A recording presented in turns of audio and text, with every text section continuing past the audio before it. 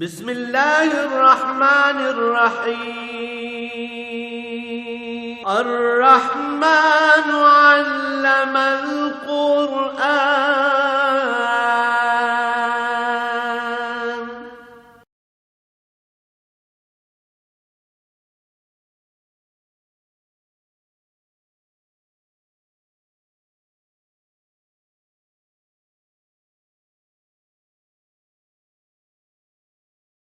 الحمد لله رب العالمين، والصلاة والسلام على حبيبه محمد وآله وصحبه أجمعين. أعوذ بالله من الشيطان الرجيم. بسم الله الرحمن الرحيم. وقل الحق من ربكم فمن شاء فليؤمن ومن شاء فليكفر إنا أعتدنا للظالمين نارا أحاط بهم سرادقها وإن يستغيثوا يغاثوا بماء كالمهل يشفي الوجوه بئس الشراب وساءت مرتفقا. إن الذين آمنوا وعملوا الصالحات إنا لا نضيع أجر من أحسن عملا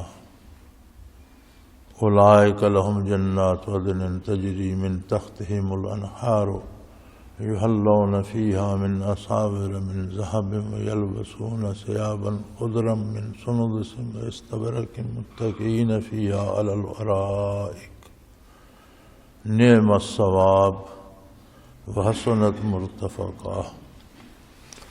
اللهم سبحانك لا علم لنا إلا ما علمتنا إنك أنت العليم الحكيم.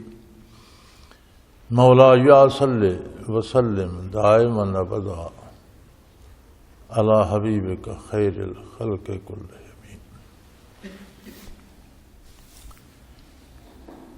اللہ کریم قادر ہیں. اللہ کریم نے یہ دنیا بنائی، اسے سجایا سنوارا، اس میں بے پناہ حسن و خوبصورتی سمو دی، آرام و راحتیں رکھیں، لذتیں رکھیں، بے پناہ نعمتوں سے اسے بھر دیا. اس نے اس عالم کو آزمائش اور امتحان گاہ بنا دیا ہے. انسان کو تخلیق فرمایا، جنت و دوزخ بنائی، دنیا کی نعمتوں کو استعمال کرنے کے لیے انسان کو عقل و شعور بخشا، قوت بینائی، قوت سنوائی، حصے عطا فرمائیں، لذتوں سے مستفید ہونے کے لیے، چکھنے کے لیے، سونگھنے کے لیے، آرام و راحت بنائے، عزت و شہرت بنائی، مال و دولت بنایا. لیکن انسان کچھ عرصے کے لیے اس آزمائش گاہ میں آتا ہے جو بڑا تھوڑا سا وقت ہے.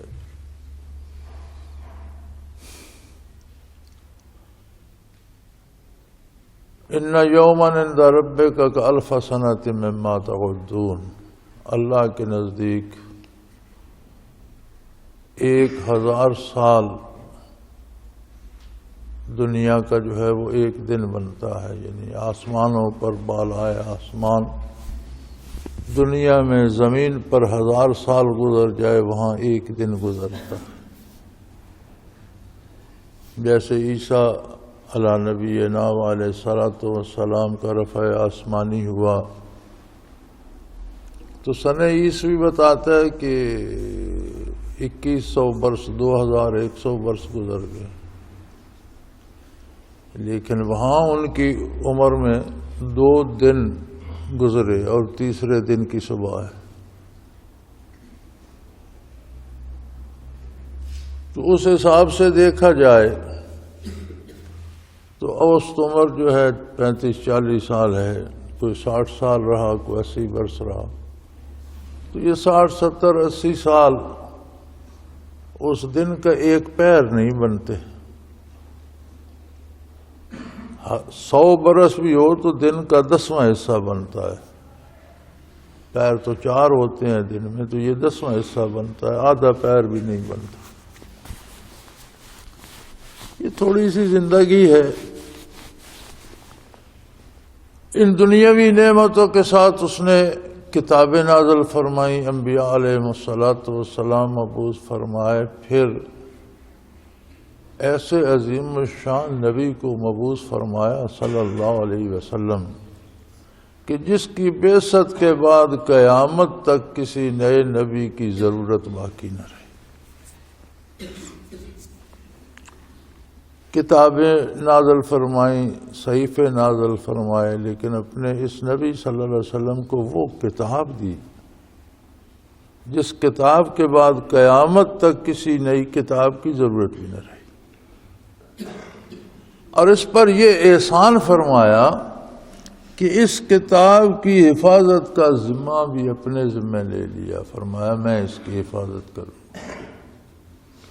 اور یہ بعینی ہی جس طرح اللہ کریم کی طرف سے نازل ہوئی عین اسی طرح حضور کے لبحہ مبارک سے ادا ہوئی، اور جس طرح حضور کے لبحہ مبارک سے ادا ہوئی اسی طرح آج ہمارے پاس محفوظ ہے، الحمدللہ۔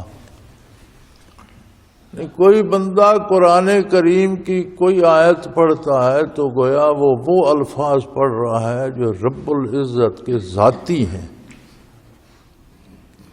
پھر وہ محمد الرسول اللہ صلی اللہ علیہ وسلم کی زبان حق ترجمان سے اور آپ کے لبحہ مبارک سے ادا ہوئی۔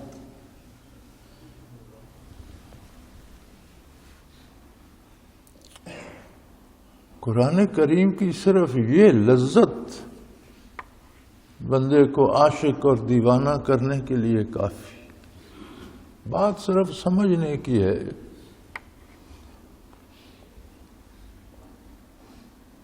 اور جس طرح دنیاوی نعمتیں بنائیں ان سے اربوں گنا زیادہ لذیذ روح کے لیے، قلب کے لیے، اصل انسان کے لیے نعمتیں پیدا کی۔ دنیا کی نعمتیں باد و باران سے پیدا ہوتی ہیں، سورج کی گردش سے پیدا ہوتی ہیں، روح کی نعمتیں انوارات انبیاء سے پیدا ہوتی ہیں، قرآن کریم کی آیات سے پیدا ہوتی ہیں، اس کی ہدایات سے پیدا ہوتی ہیں، اور بہت قیمتی ہیں۔ اللہ، وہ کسی نے ایک جملہ کہا تھا کہ لذت ایمین شناسی بخدا تان چشی، کہ اللہ کی قسم جب تک اس کو پیو گے نہیں اس کی لذت سے آشنا نہیں ہو سکتے۔ ہماری مصیبت یہ ہے کہ کیفیات قلبی اور برکات روحانی جو اصل نعمت انبیاء علیہ السلام سے تقسیم ہوتی ہے، ہم اس کی طرف توجہ ہی نہیں کرتے، کبھی اسے چکھا نہیں، کوئی گھونٹ بھر لیتے تو پھر اس کے دیوانے ہو جاتے، اور طلب بڑھتی، اور خریدتے، اور لیتے، اور پیتے، اور اگر کوئی زندگی بھر چکھے ہی نہیں تو اللہ کریم نے فرمایا وَقُلِ الْحَقُّ مِن رَبِّكُمْ،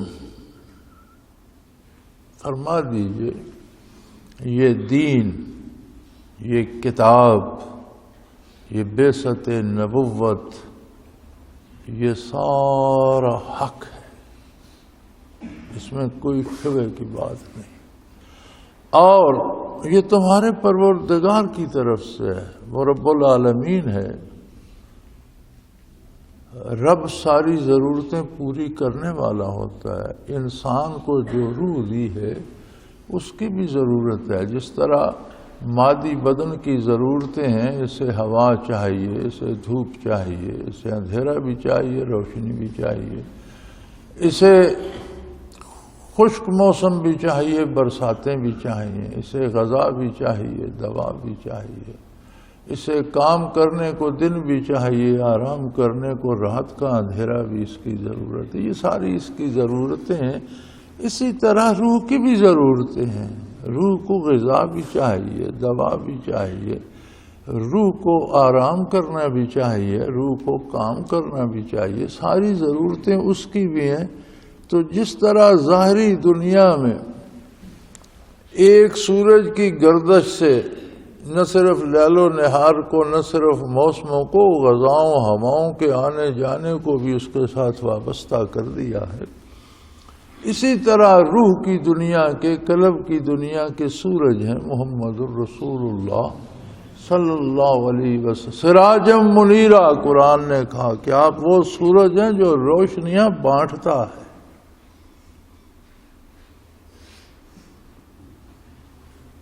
صلی اللہ علیہ وآلہ وسلم فرمایا اتنا اہتمام کیا، اس لیے کیا کہ وہ رب ہے، پروردگار ہے۔ یہ سب انسانی ضرورتیں ہیں، کوئی زائد ضرورت یا کوئی فالتو چیز اللہ نے نہیں بنائی، یہ سب انسانی ضرورتیں ہیں۔ اب آپ اتنا مجاہدہ فرماتے ہیں، اتنی محنت فرماتے ہیں، رات دن اس کا ایک ایک لفظ ارشاد فرماتے ہیں، تکلیفیں برداشت کرتے ہیں، انسانوں کی مخالفت برداشت کرتے ہیں، آپ نے ہجرتیں فرمائی، جہاد کیے، صحابہ کرام نے، آپ کے خدام نے تکلیفیں اٹھائیں، لیکن آپ اس نعمت کو بانٹتے رہے۔ اب آگے تو لوگوں کے ذمے ہے نا، فمن شاء فلیؤمن۔ اب جس کو یہ بات اچھی لگے، پسند آئے، وہ ایمان لے آئے، اس بات کو مان لے۔ یہ تو آپ کے ذمے نہیں ہے کہ آپ کسی پر اسلام مسلط کریں، یہ آپ صلی اللہ علیہ وسلم کی ذمہ داری نہیں ہے کہ بندوق سے منوائیں، آپ کی ذمہ داری نہیں ہے کہ ڈنڈا لے کر منوائیں، نہیں، آپ کا اتنی بڑی نعمت پہنچا دینا یہ تو اللہ کا اور اللہ کے نبی کا پوری انسانیت پر بہت بڑا احسان ہے۔ اب جو چاہتا ہے وہ آپ کے ارشادات کو، قرآن کو، قرآن کے ارشادات کو، اللہ کو، اللہ کے احکام کو قبول کر لے۔ وَمَنْ شَاءَ وَلْيَكْفُرْ، اور جو نہیں چاہتا وہ کفر کر کے بھی دیکھ لے۔ اللہ کریم نے یہ نہیں فرمایا کہ جو نہ مانے اس کے پیچھے ڈنڈا لے کر پڑ جاؤ، یا تم خود فیصلہ کر لو کہ یہ نہیں مانتا، اسے زندہ رہنے کا حق نہیں ہے، یہ نہیں فرمایا۔ فرمایا جو نہیں مانتا وہ نہ مان کر بھی دیکھ لو، نہ مانے، زندہ رہنے کا حق اس کو بھی اللہ نے دیا ہے، وہ زندہ رہے، اپنے عقیدے کے مطابق رہے۔ لیکن پروردگار عالم ہوگا کیا کہ جو چاہتا ہے وہ مان لے، اس نے مان لیا، جو نہیں چاہتا نہ مانے، تو پھر ہوگا کیا؟ فرمایا ہوگا یہ اِنَّا أَعْتَدْنَا لِلظَّالِمِينَ نَارًا، جو نہیں مانے گا اسے بتا دو کہ نہ ماننے کا انجام یہ ہے کہ میں نے تمہارے گھر آگ سے بنائے، مکان اور چھتیں، فرش اور دیواریں، چارپائیاں اور بستر سب آگ کے ہیں۔ جو نہیں مانے گا، جو کفر اختیار کرے گا، تو اس دنیا سے تو اس کو جانا ہے، آگے دنیا ہے جو ابدی ہے، جو ہمیشہ رہنے والی ہے۔ تو نہ ماننے والوں کے، کافروں کے گھر میں نے، رہائش گاہیں میں نے آگ سے بنائی ہیں، آگ کی دیواریں ہوں گی، آگ کی چھتیں ہوں گی، آگ کے فرش ہوں گے، آگ کے بستر ہوں گے، آگ کی چارپائیاں ہوں گی۔ احاطہ بہم سرادقہا، اس کی دیواروں نے انہیں گھیرے میں لیا ہوگا، یعنی جہاں جا کر بسیں گے وہ دیواریں بھی آگ کی ہوں گی، وہ چھتیں بھی آگ کی ہوں گی، وہ فرش بھی آگ کے ہوں گے، وہ بستر بھی آگ کے ہوں گے۔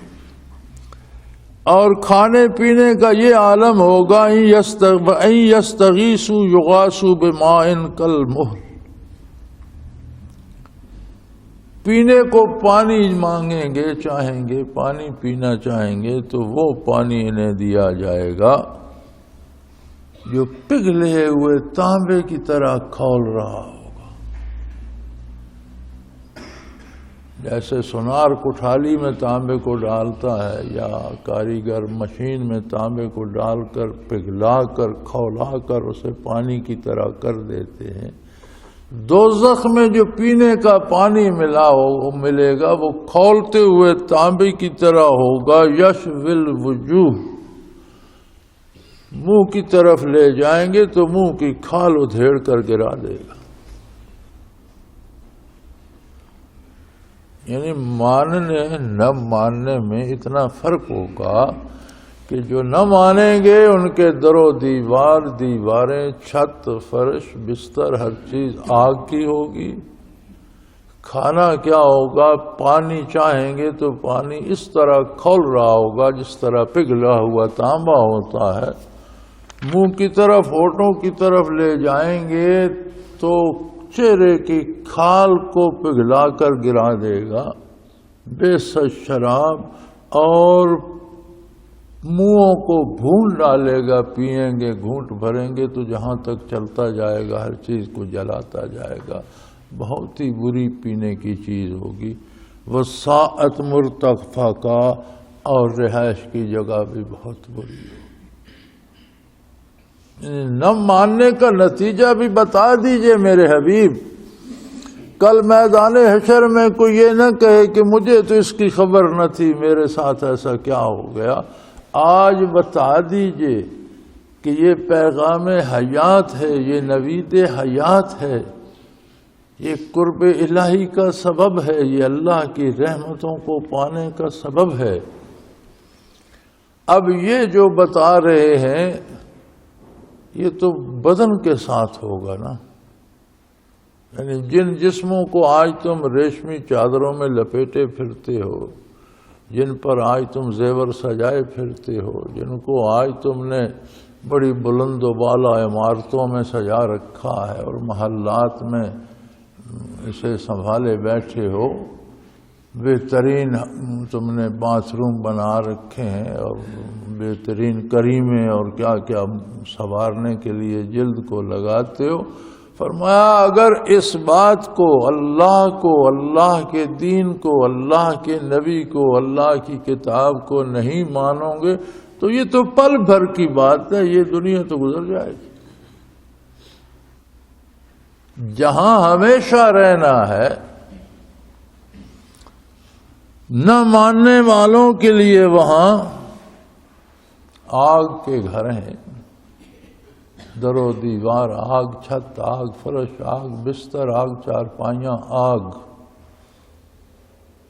کھانے پینے کا یہ عالم ہے کہ صرف پانی ہی مانگو گے تو پگھلے ہوئے تانبے کی طرح کھولتا ہوا ملے گا، جو لبوں تک لے جاؤ گے تو چہرے کی کھال بھی جھلس کر گرا دے گا۔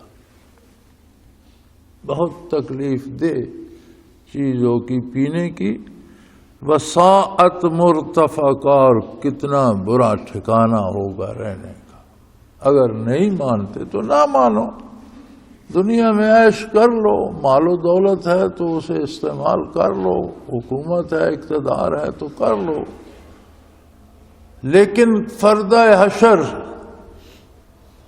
سن لو کیا ہوگا۔ اور جو مانیں گے، ان الذین آمنوا، اور جو مانیں گے، اور ماننے کا مطلب فرمایا صرف یہ نہیں کہ کہہ لیں گے ہم مانتے ہیں، نہیں، جو مانیں گے وہ عمل الصالحات، اور اس کے مطابق ان کا کردار بھی ہوگا۔ ماننے کا مطلب یہ ہے، میں یہاں کہتا ہوں مجھے پانی دو، اگر کوئی لڑکا جاتا ہے اٹھ کر پانی لے آتا ہے تو اس نے تو بات مان لی۔ ایک بندہ یہاں بیٹھا کہتا رہتا ہے جی دیں گے آپ کا، مان لیا، ٹھیک ہے، آپ کو پتہ، لاتا باتا کچھ نہیں تو اس نے مانا یا نہ مانا؟ اس نے کوئی نہیں مانا، کہتا ہے مان لیا، لیکن مان لیا ہوتا تو پانی لے آتا۔ اللہ کریم فرماتے ہیں میرے پیغام کو، میرے نبی کو، میرے دین کو، میرے قرآن کو اس نے مانا جس نے اپنا کردار اس کے مطابق کر لیا، اس پر عمل کیا۔ جو عمل نہیں کرتا اس نے کیا مانا؟ جس نے مانا اور اس کا کردار صالح ہو گیا، انا لا نضیع اجر من احسن عملا، جو اچھے کام کرے ہم اس کا اجر ضائع نہیں فرماتے۔ وہ یہ نہ سمجھے کہ میں نے صرف مشقت کی، نمازیں پڑھی، میں نے حرام چھوڑ دیا، غریبی قبول کی لیکن حلال کھایا، میں نے تکلیفیں اٹھائیں۔ فرمایا ضائع نہیں جاتا، تمہارا عمل خوبصورت تھا، اللہ کے حکم کے مطابق تھا۔ حسن کیا ہے؟ سارے کا سارا حسن ہے اللہ جل شانہ۔ کسی کو کوئی ذرا عطا کر دیتا ہے، کسی چیز میں خوبی رکھ دیتا ہے، اس کی عطا ہے۔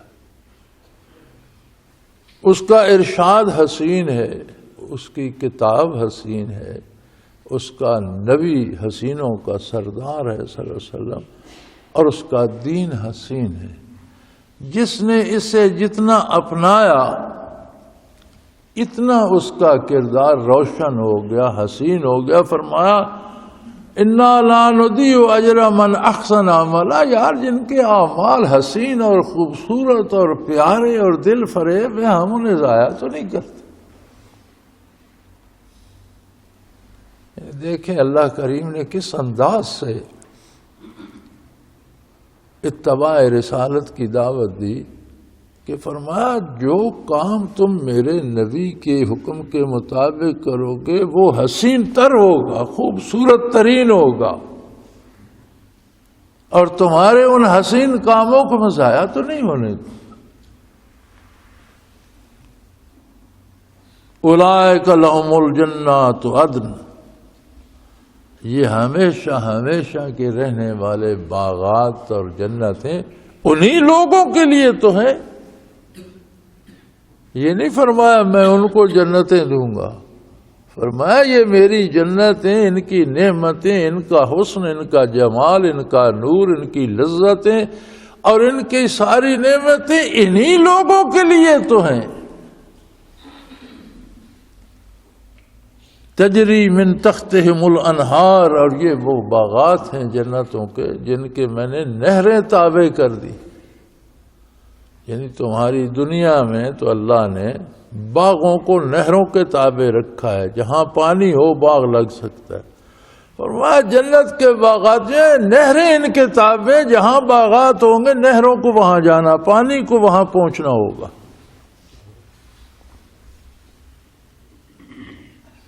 یحلون فیہا من اساور من ذہب، اور یہاں تو عورتیں پہنتی ہیں زیور اور دنیا کا سونا ہے، وہاں جنت کا سونا ہوگا، اور مرد بھی بڑے بڑے کنگن پہنیں گے۔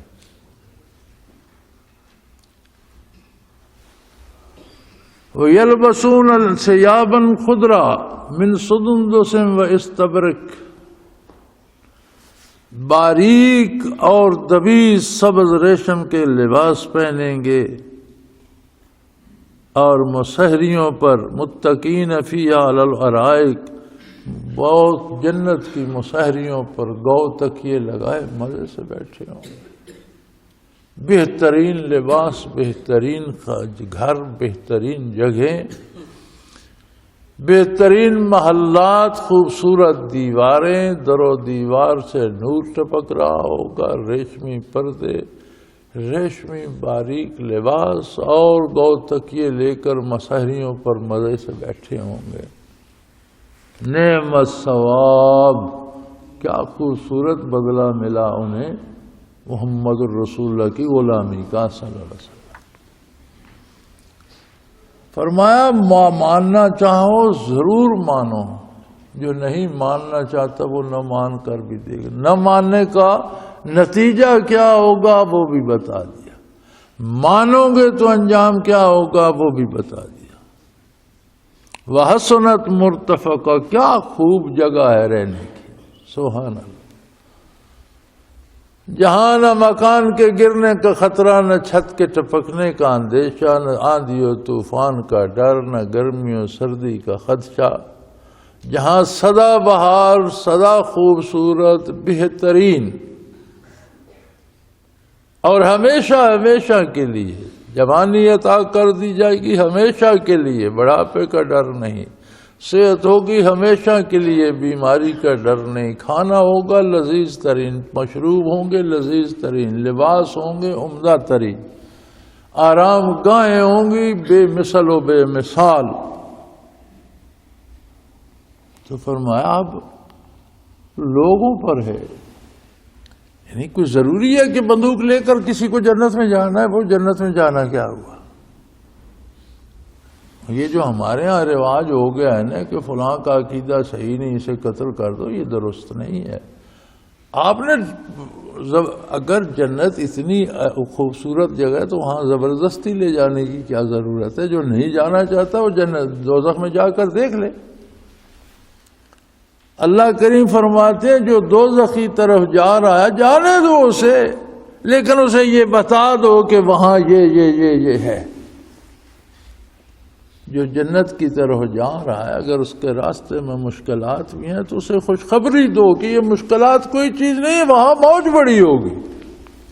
یہ ہے دین کا راستہ، یعنی حق بتائیں، اللہ کی رضا کے لیے بتائیں، اللہ کے نبی کی خوشنودی کے لیے بتائیں، حق واضح کرتے رہیں۔ اب جو نہیں مانتا نہ مانے، جو مانتا ہے جو مانتا ہے وہ اجر پائے گا، جو نہیں مانتا وہ اپنی سزا پائے گا۔ اس میں زبردستی کی کیا کوئی توق بنتی ہے؟ زبردستی کی کہ آپ بندوق لے لیں تو مانتے ہو، نہیں مانتے ہو گولی مار دیں، پھر آپ خود فیصلہ کر لیں یہ نہیں مانتا اور اسے گولی مار دیں۔ یہ کوئی تک نہیں۔ لوگ مسجد میں نماز پڑھنے آئے ہیں، وہ کیسے نہیں مانتے؟ آپ ان پہ بم کیوں چلا رہے ہیں؟ اور جو نہیں مانتے ان کو مارنے کا آپ کو کس نے حق دیا؟ جس نے مخلوق پیدا فرمائی اور جس نے اپنا نبی صلی اللہ علیہ وسلم بھیجا، پیغام دے کر اپنے نبی کو بتا رہا ہے کہ جو مانتا ہے وہ مان لے، جو نہیں مانتا نہ مان کر دیکھ لے، زندگی بسر کر کے آ جائیں گے، میں انصاف کروں گا۔ جو نہیں مانتا اسے ادھر جانا ہوگا، جو مانتا ہے اسے ادھر جانا ہوگا۔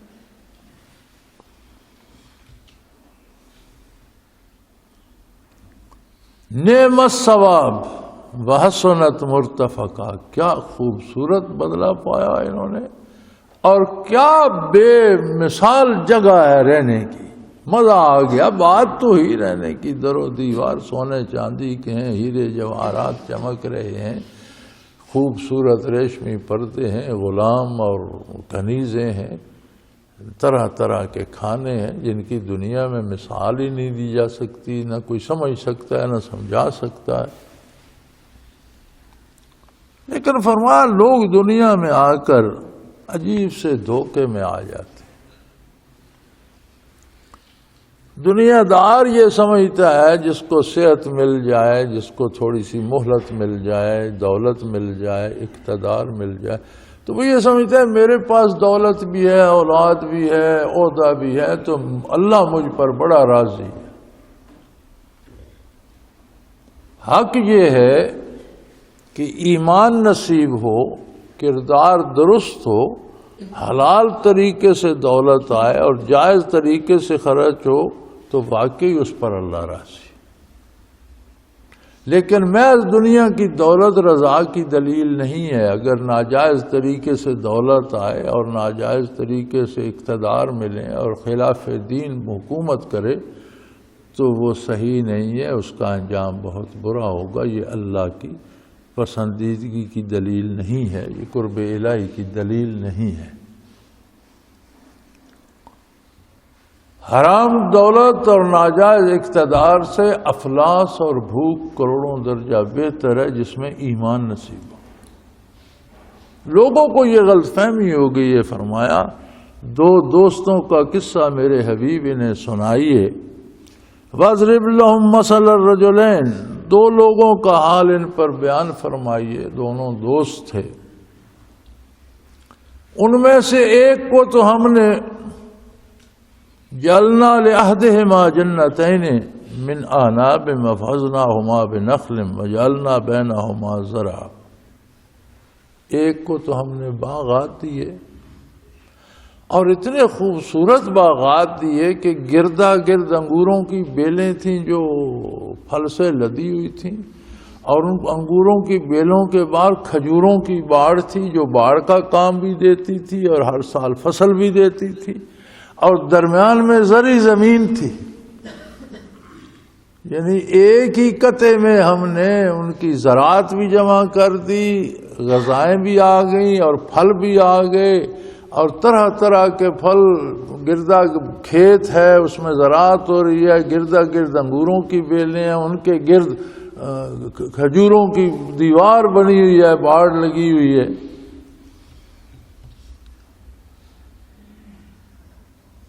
کلتا الجنتین آتت اکلہا ولم تظلم منہ شیئا، اور یہ ایسے باغ تھے دو اس کے پاس جو پورا پورا پھل بھی دیتے تھے، یعنی ہو سکتا ہے کہیں کھجوریں بھی ہوں، انگور بھی ہوں، پھل نہ آئے، کھیتیاں بھی ہوں، فصل نہ آئے۔ فرمایا ہر سال بہت مزیدار، کھجوریں بھی پھل سے لد جاتی، انگور بھی پھل سے لد جاتے، کھیتیاں بھی فصل سے بھر جاتی، اس لیے کہ وَفَجَرْنَا خِلَالَهُمَا نَهْرًا، ان کے درمیان ہم نے نہر جاری کر دی تھی۔ دونوں کناروں پہ دو باغ تھے، درمیان سے نہر جا رہی تھی، باغوں میں گردا گرد انگوروں کے پودے تھے، ان کے گرد کھجور کے درخت تھے، درمیان میں کھیتیاں تھیں، وہ مزے سے کاشت کرتا، غلے بھی آ جاتے، پھل بھی آ جاتے، اور ہر سال وَلَمْ تَظْلِمْ مِنْهُ شَيْئًا، اس کے پھلوں میں ذرا کمی نہیں ہوتی تھی، ہر سال بہترین فصلیں، بہترین پھل آتے۔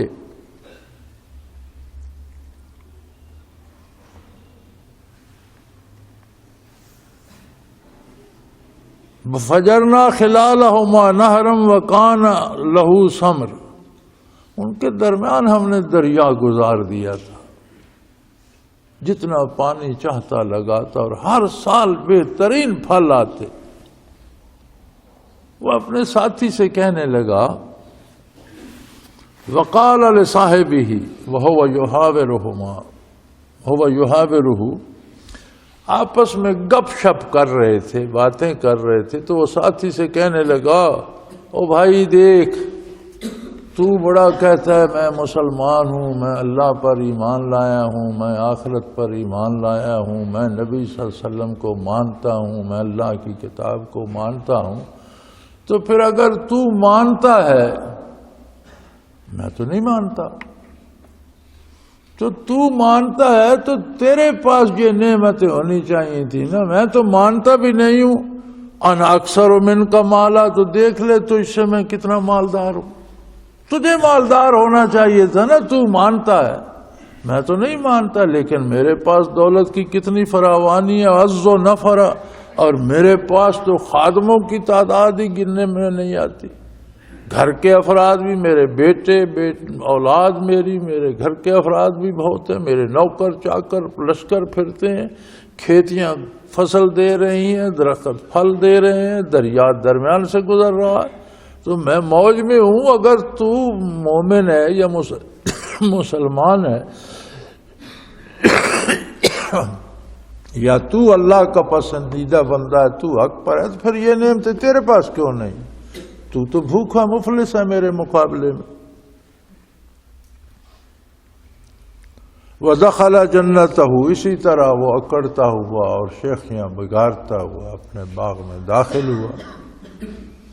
وَهُوَ ظَالِمٌ لِنَفْسِهِ، فرمایا یہ سارا ظلم وہ اپنے آپ پر کر رہا تھا، دولت دنیا پر جو اترا رہا تھا اپنے آپ پر ظلم کر رہا تھا۔ اور پھر کہنے لگا، قَالَ مَا أَظُنُّ أَن تَبِيدَ هَٰذِهِ أَبَدًا، وہ کہا پہلی بات تو یہ ہے کہ میں یہ خیال ہی نہیں کرتا کہ یہ باغات اور یہ پھلدار درخت اور یہ درمیان میں دریا یہ تباہ ہو جائیں۔ کیوں تباہ ہو جائیں گے؟ یہ ہمیشہ ایسے ہی رہیں گے۔ ما اظن الساعة قائمۃ، تو میرا خیال نہیں ہے کہ کوئی قیامت وغیرہ آئے گی۔ یہ غریب لوگوں نے دلوں کو تسلی دینے کے لیے باتیں گھڑ رکھی ہیں کہ یہاں تو تکلیف ہے، مر جائیں گے، قیامت ہوگی تو وہاں اللہ ہمیں انعام دے گا، ہم نمازیں پڑھیں گے، ہم روزے رکھیں گے۔ انہوں نے دل کو تسلی دینے کے لیے افسانے بنا رکھے ہیں۔ کہاں آئی قیامت؟ اور اگر بفرض محال بَلَئِن رُدِدتُّ إِلَىٰ رَبِّي، اگر مجھے اپنے پروردگار کے پاس جانا ہی پڑا، لَأَجِدَنَّ خَيْرًا مِّنْهَا مُنْقَلَبًا، تو یہاں بھی تو پھر تم کہتے ہو پروردگار ہی کا جہان ہے، ہر نعمت وہی دیتا ہے، تو یہاں تو اس نے مجھے بے شمار نعمتیں، وہاں بھی پھر مجھے کو دے گا، تمہیں نہیں دے گا۔ تمہیں جس کو یہاں دولت نہیں دی وہاں کیسے دے گا؟ اگر کوئی اللہ ہے اور ہمیں مر کر اس کے پاس جانا ہے اور قیامت ہے، تو پھر اگر جانا ہی پڑا تو مجھے تم سے زیادہ جیسے یہاں مجھے ملی ہے وہاں بھی مجھے کو ملے گی۔ قال لہ صاحبہ، اس کے دوست نے اس سے کہا،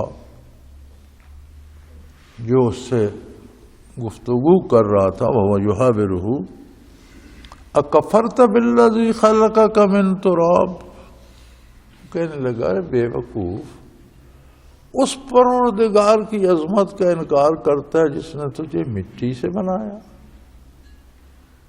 ثم من نطفۃ، وہ ایسا کاریگر جس نے غذا کو خوراک کا روپ دیا، خوراک تیرے والدین نے کھائی، تیرا نطفہ، تیرا وجود اس خاک سے کشید کر کے باپ کی پشت میں رکھا، ماں کے پیٹ میں رکھا، ثم سواک رجلا، اور پھر تجھے ننھا منا بے بسا بچہ پیدا کر کے اتنا کڑیل جوان بنا دیا، جس کی تجھ پر اتنی نعمتیں ہیں، اتنے رحمتیں ہیں، تو اس کی عظمت کا انکار کر؟ تو ہے کیا؟ اپنی حیثیت تو دیکھ، تو مشت غبار تھا، اللہ کریم نے اس مٹی کو مختلف روپ دیے، غذا کے، دوا کے، تیرے والدین کی غذا بنائی، باپ کی پشت میں تجھے رکھا، باپ کے نطفے سے تجھے پیدا کیا، ایک قطرے سے تو پیدا ہوا، اور پھر معذور سا بچہ تھا، پھر اس تجھے اتنی قوت دی کہ آج تو کڑیل جوان ہے، تو اس کی عظمت کا انکار کر رہا ہے۔ لَكِنَّا هُوَ اللَّهُ رَبِّي وَلَا أُشْرِكُ بِرَبِّي أَحَدًا، لیکن مجھے دیکھ، میں کہتا ہوں وہی میرا پروردگار ہے، میں اس کے ساتھ کسی کو شریک نہیں کرتا، میں اسے وحدہ لا شریک مانتا ہوں۔ وَلَوْلَا إِذْ دَخَلْتَ جَنَّتَكَ قُلْتَ مَا شَاءَ اللَّهُ لَا قُوَّةَ إِلَّا بِاللَّهِ، ارے جاہل، تو جب اپنے باغ میں داخل ہوا تھا تو نے کیوں نہیں کہا کہ ساری طاقت اللہ کی ہے، جو چاہے وہ ہوتا ہے، اس کے علاوہ کوئی دوسری طاقت نہیں ہے جو چیزوں کو بدل دے۔ ان ترنی انا اقل منک مالا وولدا، اگر تیرا یہ خیال ہے کہ تیرے پاس مال و دولت زیادہ ہے اور میرے پاس کم ہے، تو اس پر شکر کر، تو کفر کر رہا ہے اور اترا رہا ہے۔ تجھے تو اللہ کا شکر ادا کرنا چاہیے تھا کہ تجھے اس نے زیادہ نعمتیں دی، زیادہ دولت دی، زیادہ راحتیں دی، اور تجھے تو کہنا چاہیے تھا کہ اے اللہ یہ سب کچھ تو ہی دے سکتا ہے، تو جو چاہے وہ ہوتا ہے، ورنہ کوئی دوسری قوت نہیں ہے جو تیرے مقابلے میں کر سکے۔ فَعَصَىٰ رَبِّي ان یؤتینا خیرا من جنتک ویرسل علیہ حسبانا، فرمایا اللہ قادر ہے، یہ تو جس بات پہ اترا رہا ہے نا، یہ تو اپنے آپ کے ساتھ زیادتی کر رہا ہے، اللہ قادر ہے کہ میرے ان باغوں کو تجھ سے بہترین بنا دے، تیرے باغوں سے زیادہ پیداوار دینے لگ جائیں، زیادہ پھل ان میں آ جائیں، اور تیرے باغات پر کو آسمانی مصیبت بھیج دے اور وہ چٹیل میدان ہو جائے جہاں خاک اڑ رہی ہو، نہ دریا خشک ہو جائے، وہ قادر ہے، وہ نہریں خشک کر دے، دریا خشک کر دے، وہ درخت اجاڑ دے، چٹیل میدان بنا دے۔ اس لیے توبہ کر اور اللہ سے رجوع کر، او یصبح ماؤها غورا فلن تستطیع له طلبا، یا اس تیرے دریا کو غرق کر دے، زمین میں نابود کر دے، گویا یہاں دریا تھا ہی نہیں، تیری کیا جرأت ہے کہ تو پھر اسے دریا بنا لے گا؟ کہاں سے بنائے گا؟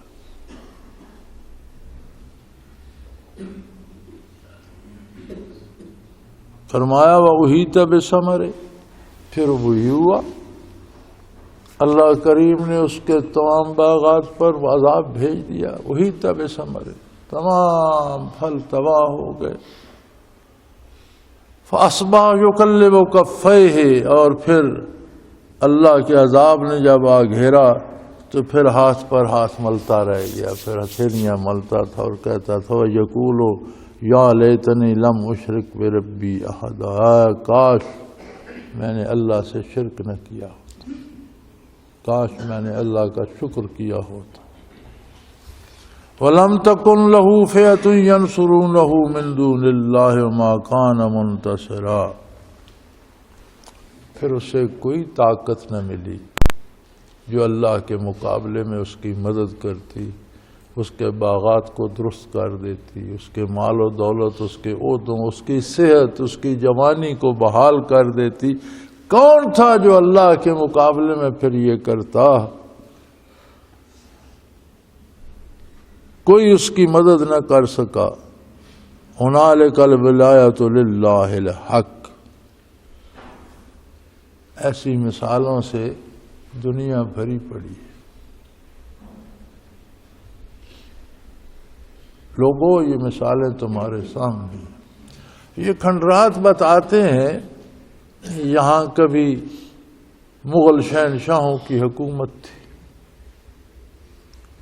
یہ قلعوں کی در و دیوار بتاتے ہیں کہ کسی بڑے عظیم بادشاہ اور بڑے دولت مند نے یار ایک کمرہ نہیں بنتا تو اس نے اتنے وہ بڑے قلعے بنا دیے جن کی دیواریں صدیوں سے سلامت کھڑی ہیں۔ ان کے مقابر دیکھو، ان کے مقبرے دیکھو تو اربوں روپے خرچ کرو، آج اس جیسی دیوار نہیں بنتی۔ ان پتھروں کی جالیاں بنی ہوئی ہیں، آج تصور کوئی نہیں کر سکتا کہ سنگ مرمر کی جالی بنائے گا، اخراجات ہی پورے نہیں ہوتے۔ سنا ہے ہیرے جواہرات لگے ہوئے تھے جو لوگوں نے اکھاڑ لیے، کہاں ہے وہ؟ کہاں ہیں ان کے لو لشکر؟ کہاں ہیں وہ فوجیں جنہوں نے ممالک فتح کیے؟ کہاں ہیں جو خود کو شہنشاہ کہلواتے تھے؟ کہاں گئے؟ اپنے آپ کو دیکھو، پورے بنگال میں انقلاب برپا کر دیا تھا شیخ مجیب الرحمان نے، کیا انجام ہوا؟ کتنی تکڑی گورنمنٹ تھی، مضبوط گورنمنٹ تھی اندرا گاندھی کی، کیا حشر؟ کتنے مضبوط حکمران تھے ذوالفقار علی بھٹو، کیا ہوا؟ کتنا طاقتور تھا ضیاء الحق کا مارشل لا، کیا ہوا؟ کتنے طاقتور لوگ ہمارے سامنے تھے، کہاں ہیں؟ تو شاہوں کو گدا کر دے، گدا کو بادشاہ کر دے، اشارہ تیرا کافی ہے گھٹانے اور بڑھانے۔ ہمارے دیکھتے دیکھتے کتنے لوگ حکمران بنے، ہمارے دیکھتے دیکھتے وہ قبروں میں اتر گئے۔ کتنا توتی بولتا تھا بے نظیر بھٹو کا، کیا ہوا؟ برسوں گزر گئے، کوئی یہ بھی نہیں، یہ اتنا بھی کسی نے نہیں کیا کہ دن دہاڑے قتل ہو گئی۔ کس نے قتل کیا؟ حکومت بھی 5 سال ان کے میاں کی، ان کی پارٹی کی رہی، پوچھا ہی کسی، یہ کر رہے ہیں وہ کر رہے ہیں، کیا کر رہے ہیں؟ خاک کر رہے ہیں، کچھ بھی نہیں ہوا۔ تو فرمایا یہ تو مثالیں بھری پڑی ہیں، تمہارے سامنے کتنے لوگ آئے۔ اچھا یہ بھی دیکھ لو جن کی عمریں یاد الہی میں بسر ہوئی، ان کی تو قبروں کا بھی احترام ہے۔ دنیا سے چلے گئے، جہاں کسی کا نشان ان کا مل، جہاں جی بزرگ بیٹھے تھے، لوگ اس جگہ کا بھی احترام، قبروں کا بھی لحاظ کرتے ہیں، احترام کرتے ہیں، حیا کرتے ہیں۔ ہنالک الولایۃ للہ الحق، یہ ساری باتیں بتاتی ہیں کہ بادشاہی صرف اللہ کی ہے، اور یہ حق، اس کی بادشاہی کو زوال نہیں، کوئی دوسرا اس جیسا نہیں، کسی دوسرے کو اختیار نہیں۔ یار یہ بات تو بڑی واضح ہے، کھلی ہے، تمہارے سامنے ہے، تم انقلابات زمانہ دیکھ رہے ہو۔ ہنالک الولایۃ للہ الحق هو خیر ثوابا وخیر عقبا، اچھا نتیجہ، اچھا بدلہ اور اچھا انجام اللہ کی عظمت کو مان لینے میں۔ بندہ اپنی حیثیت دیکھے،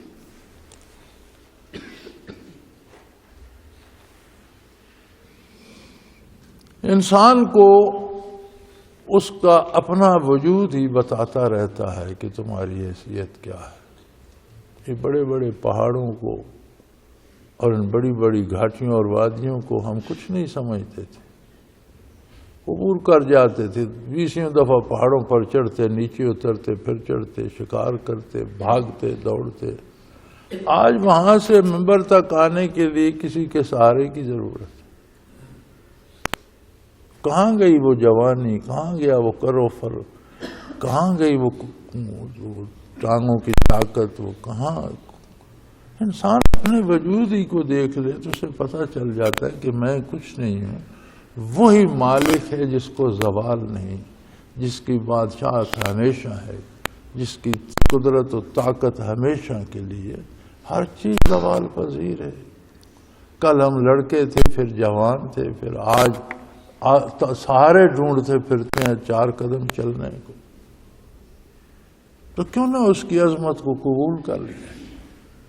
یہ سارا مضمون، یہ ساری مثال، یہ سارا پیراگراف اور یہ رکوع اس موضوع پہ ارشاد فرمایا کہ اللہ کی عظمت کو قبول کر لو، دونوں عالم سنور جائیں گے، دونوں جگہ سہولتیں، آزادی، نعمتیں ملیں گی۔ نہیں مانو گے تو بہت تکلیف دہ ہے، بہت مشکل ہے، بہت مصائب سہنا پڑیں گے۔